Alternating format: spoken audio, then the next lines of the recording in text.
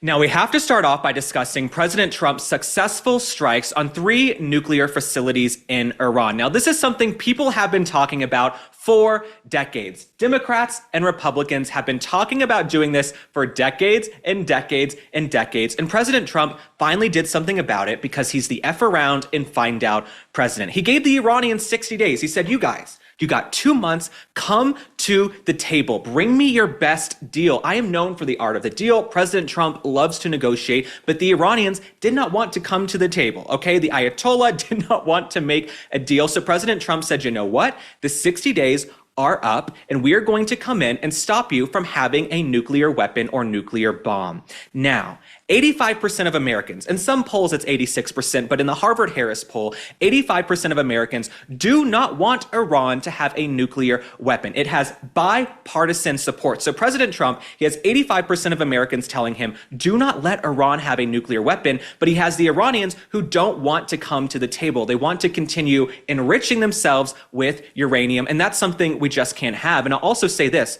The Iranians, they're not enriching uranium for kicks and giggles. You know what I'm saying? They're not just doing this for fun. These are people who chant death to America. They do not wish us well. They are enriching uranium to build a nuclear weapon. So everybody's saying, oh, why let them enrich uranium? No, absolutely not. So I'm happy President Trump did something about this. I'm also so happy the entire world is reminded about the might and the strength and the power of the U.S. military. These folks flew for 36 hours in B-2 bombers. They slept in shifts, they ate, they had a little bathroom, and they carried out these strikes with precision, absolute precision. There was not a single leak. None of this ever leaked. They got in, they got out. And this is what President Trump had a lot of success with in his first term with Soleimani and Baghdadi. He was able to do these very small, limited scope strikes, get in and get out missions to get rid of bad actors and bad threats to the United States of America. So for the past 2 weeks, as tensions have escalated with Iran, especially between Israel and Iran, this is what I expected President Trump to do. And I tweeted about as much. I said, you guys, he has had success with these limited, very strategic missions. I would not be shocked if this is what we see from President Trump here, and a majority of Americans are happy. Of course, there's some folks online saying, we don't want to go to war. We don't want to be embroiled in another war. I understand my generation is so weary of war. You've got Gen Z, millennials, Gen X, baby boomers, all the way up. Nobody wants to be dragged into another Middle Eastern war, but neither does President Trump. And that is not what's happening here. No American troops have stepped foot on the ground. They flew over and they flew back. Everybody made it home safe and sound. The Iranians didn't even know what hit them, literally, until our people were out of their airspace on the way home. And so President Trump was incredibly successful in this, and I could not be happier. We can't let Iran have a nuclear weapon. These are people who do not wish us well, and they chant death to America. But I understand some folks online say they don't want to be dragged into a war. That is just antithetical to what's happening. This was a mission to avoid war, right? We can't have peace without strength. And what we had the last 4 years under Joe Biden was nothing but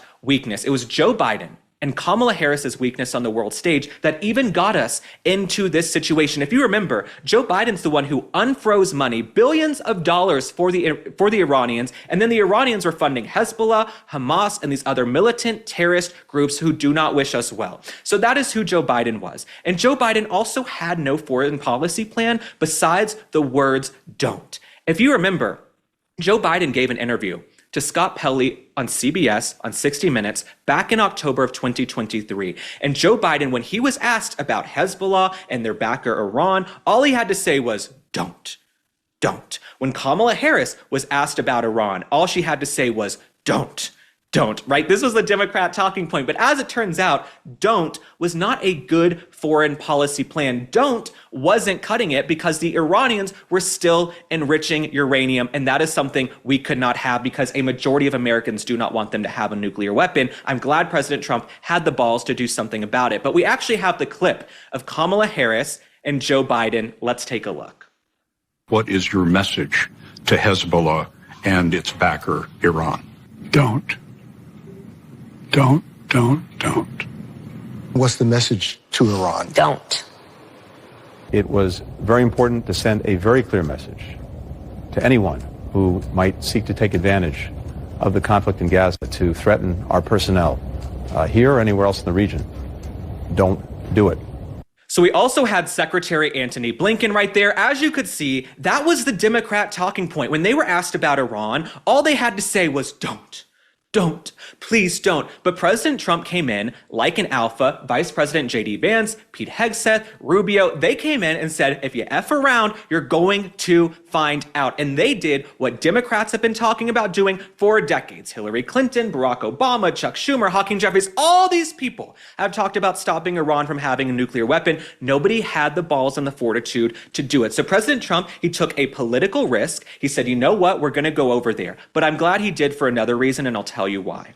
Because all these other countries, Russia, China, these world superpowers, they see there is nothing like the U.S. military. And thank you to everybody currently serving and everybody who has served, so I can sit here and have free speech and live in the greatest country on earth. Thank you for what you've done. But President Trump let every other country know we have the strongest, most strategic, smart, intelligent, high-powered military in the world. So if you want to F with us, be very careful. We don't want war. President Trump is the peace president. We had no war the first 4 years. We're not embroiled in a war. We got in, we got out, we did what we came to do.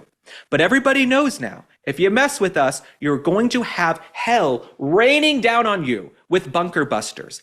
And I think the Iranians know this now. I think the Iranians are pretty defeated. They don't have much fight left in them. So if they want to come to the table, if there's anybody left to come to the table from Iran, you are welcome to come to the table. Now, this operation, one thing I loved, this operation was called Operation Midnight Hammer. Boom! Booyah, bitch. I love the name. I want to know who at the Defense Department, who at the White House is in charge of coming up with these names. Operation Midnight Hammer. I was like, wait till you see Operation Afternoon Screwdriver. Wait till you see, I want to know what the next operation is. You know what I'm saying? So I love Midnight Hammer. Midnight Hammer sounds like a guy I'd love to go out with. You know, this is Midnight Hammer, baby. So I love the operation. I'm glad we did this. I am someone who wants peace. I don't want war. I want negotiations. But when you give people months and months to come to the table and they keep calling your bluff, sometimes you got to bomb the shit out of them and let them know who the F you are and who the F the United States is as well. And that's what President Trump had to do. And I know some folks online, right? A lot of these young liberals from Columbia University and these Ivy League institutions like Harvard, they're like, why couldn't President Trump negotiate? Why couldn't he negotiate? He tried. He gave them 60 days. What do you want him to do? Go over and hang out with the Ayatollah and braid each other's hair and sing Kumbaya? I don't know who y'all think we're dealing with here, but President Trump said, you know what? We're going in.